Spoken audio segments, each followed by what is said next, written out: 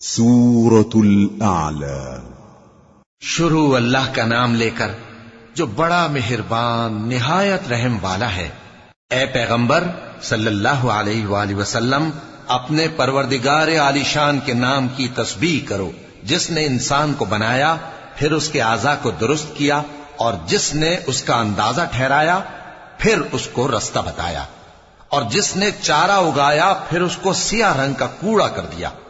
اے نبی صلی اللہ علیہ وآلہ وسلم، ہم تمہیں پڑھا دیں گے، پھر تم فراموش نہ کرو گے، مگر جو اللہ چاہے۔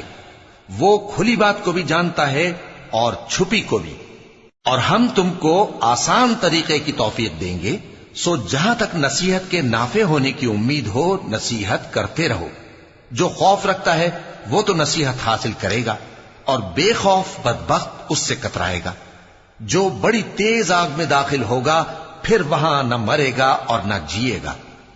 بے شک وہ مراد کو پہنچ گیا جو پاک ہوا، اور اپنے پروردگار کا نام لیتا رہا اور نماز پڑھتا رہا۔ بات یہ ہے کہ تم لوگ تو دنیا کی زندگی کو ترجیح دیتے ہو، حالانکہ آخرت بہت بہتر اور ہمیشہ باقی رہنے والی ہے۔ یہی بات پہلے صحیفوں میں بھی درج ہے، یعنی ابراہیم اور موسیٰ کے صحیفوں میں۔